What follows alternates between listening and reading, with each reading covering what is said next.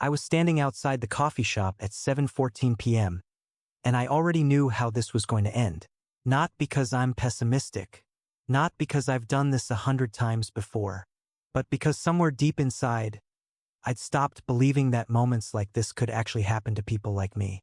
My sister had been relentless about setting me up. Sarah. She'd known this woman through work, Elena, and apparently they talked about me, and apparently Elena had said she'd be open to meeting someone. The whole thing felt manufactured, desperate, like I was being placed on a shelf and hoping someone would pick me out.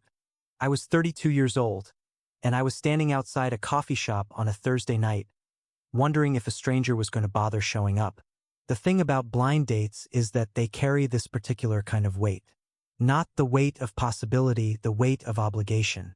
If she showed up, I'd feel like I owed something to my sister. If she didn't, I'd feel validated in my cynicism. Either way, I lost. But I was here. That part mattered. I remember the light that evening. That golden hour light that makes everything look like it's from a movie. The kind of light where even ordinary moments feel significant because the world is literally golden. The sun was dipping low between the buildings, casting long shadows across the street. The coffee shop windows were warm and yellow. Inside, I could see people on laptops, couples across from each other, a barista steaming milk. I checked my phone. 7:16. I'd been single for 2 years. Not by choice exactly, but by consequence. My last relationship had ended quietly, not with drama, but with the mutual realization that we were two people who wanted different things from life. She wanted stability and a plan. I don't know what I wanted. Something that felt alive. Something that didn't feel rehearsed.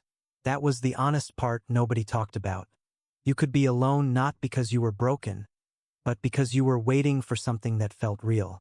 The coffee shop door opened and I straightened up automatically, the way you do when someone passes you. It wasn't her. How did I know? I didn't know what her looked like. But you know when something isn't meant for you. You can feel the difference between being seen and being invisible. I'd almost decided to go inside and get myself a coffee anyway. At least the evening wouldn't be a complete waste, when I heard a voice. "Are you, Marcus?" I turned. She was standing about 15 feet away, walking toward me with the kind of hesitation that felt honest. Not the hesitation of someone uninterested, the hesitation of someone taking a risk. She was wearing a dark green jacket over a cream sweater, jeans, boots. Nothing fancy, nothing performed. Her hair was dark and fell past her shoulders, and there was something about the way she was looking at me that made me feel like I'd been asked a question, and I didn't know the answer yet. "I'm Elena," she said. "I'm sorry I'm late. The subway had issues." She wasn't late. It was 7:18. But she was here. She was actually here. "Hi," I said, and I could hear how careful my voice sounded. Protective. "I'm glad you made it." And something happened in that moment.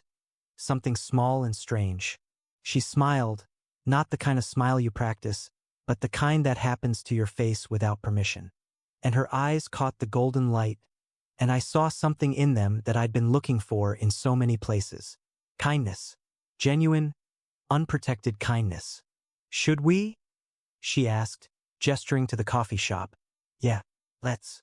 We found a table by the window. The light was starting to shift as we sat down, moving from gold to orange. Elena ordered a cappuccino. I ordered black coffee. We sat across from each other, and there was this moment, maybe 3 seconds, where neither of us spoke, and it didn't feel awkward. Felt like breathing. Like the space between two people before they know each other is sometimes a sacred thing. "So," Elena said, and she was looking at her cappuccino like it was the most interesting thing in the room. "Your sister and my boss, huh? Apparently they have very specific opinions about my life." She laughed then, a real laugh, and I watched her shoulders relax. "Mine too. Sarah mentioned you were a graphic designer, and that you're quiet. Did she also mention that I'm apparently undateable?" Elena looked up at me then, directly, and there was something in her expression that felt like she was deciding whether to be honest. "She mentioned you'd been hurt," Elena said quietly, "and that you're careful about who you let in." The honesty of it, the directness, caught me off guard. Most people dance around things. Most people pretend. Elena was just saying it. Is that true? She asked. Yeah, I said. It's true. Okay, Elena said. That's fair. I'm careful too. Different reasons, maybe, but same result. What are your reasons? She was quiet for a moment, her fingers wrapped around the cappuccino cup, and I watched her actually think, before speaking. Not searching for the right thing to say, but searching for the true thing. I grew up watching my parents' marriage, she said, and it wasn't bad, but it was quiet in a way that felt sad. Like they'd given up on really knowing each other. And I spent a lot of time thinking that if I ever let myself fall for someone, I'd end up there, in that quiet sadness. So I don't let myself fall. But you're here. But I'm here, she agreed. My therapist would probably say something about me slowly learning that not all connections end in quiet sadness. I smiled at that. The fact that she said, my therapist. The fact that she was doing the work.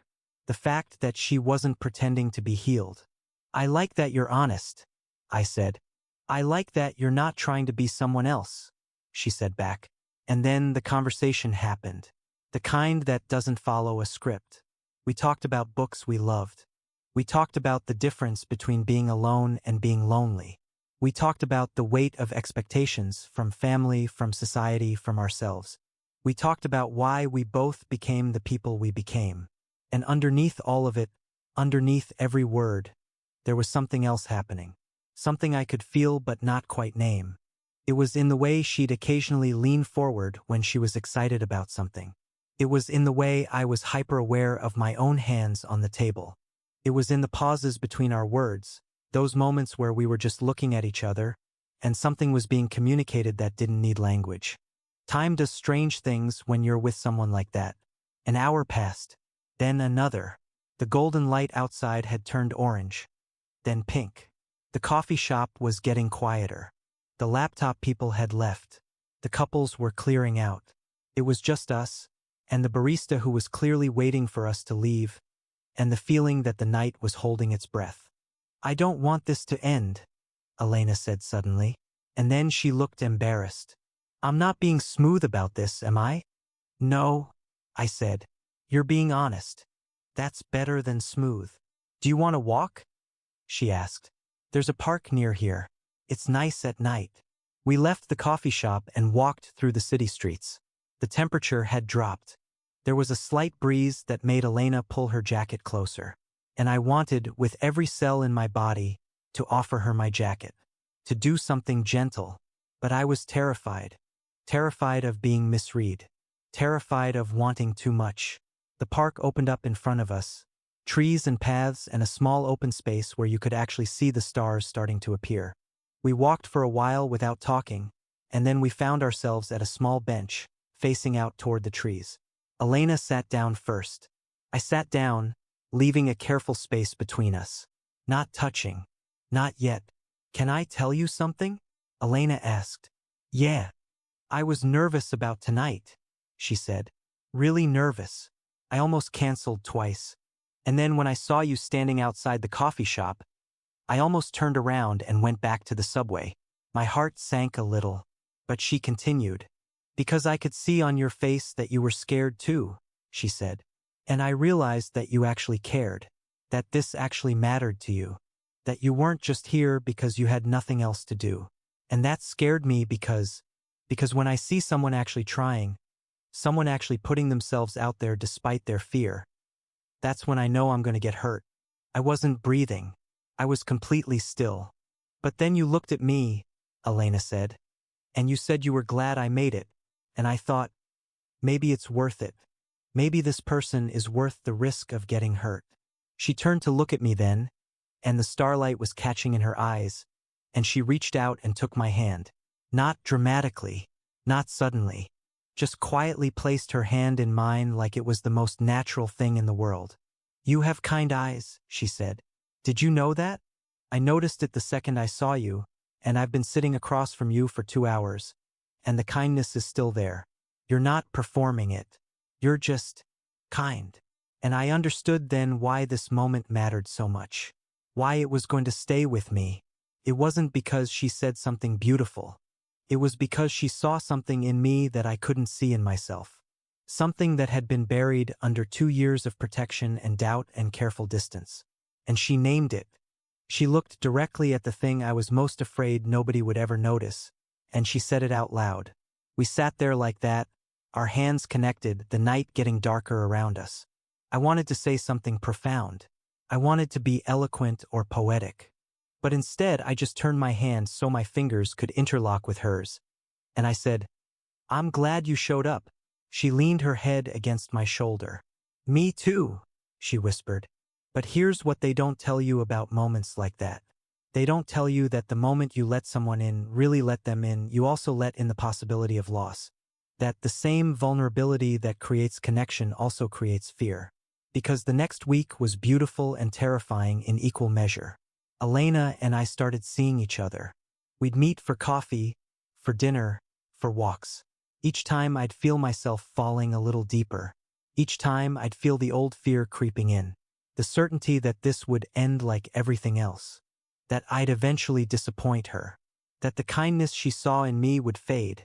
And she'd realize I wasn't who she thought I was. And she was struggling too. I could see it in the careful way she held her distance sometimes. The moments where she'd pull back emotionally. Like she was testing whether I'd still be there if she wasn't perfect. Testing whether I'd leave if she wasn't always giving. 2 weeks in, we had our first real conflict. I'd had a bad day at work. A client had rejected a campaign I'd spent weeks on, and I came to our dinner date withdrawn and quiet. Elena asked what was wrong, and I didn't want to burden her, so I said nothing. I said it was just work, and she knew I was lying, and it hurt her that I didn't trust her with it. "I'm not asking you to be fine," she said that night, sitting in my apartment, her voice small and careful. "I'm asking you to let me see you when you're not fine. That's the whole point. That's what makes this real." And I realized then that my protection was a cage. That by trying to keep her from seeing my struggle, I was actually keeping her from knowing me. I was keeping her at exactly the kind of distance that leads to quiet sadness. The thing she'd been running from her whole life. "I'm scared," I told her. "I'm scared that if you see me struggling, you'll realize you don't want to be here." Elena came and sat next to me, and she took my face in her hands and she said, "The only way I'd leave is if you never let me in. The struggle doesn't scare me. The distance does." We made it through that. We made it through 100 small moments like that. Moments where one of us would start to close off and the other would have to say, "Stay open. Stay with me. This is what love requires." 3 months in, Elena's father got sick. Serious sick. The kind that requires hospital visits and bad conversations.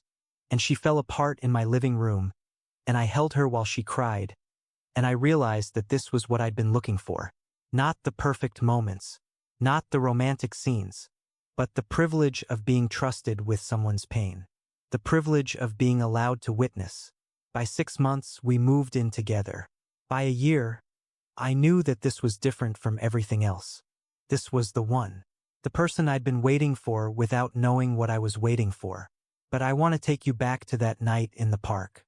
To that moment when she took my hand and said, "You have kind eyes." Because I think about that moment all the time. I think about how close I came to not being there. How close I came to letting my fear prevent me from showing up. And I think about what she gave me in that one sentence.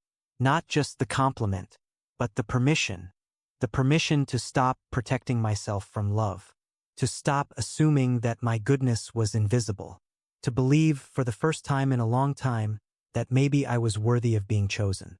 The thing about that night is that it didn't feel magical.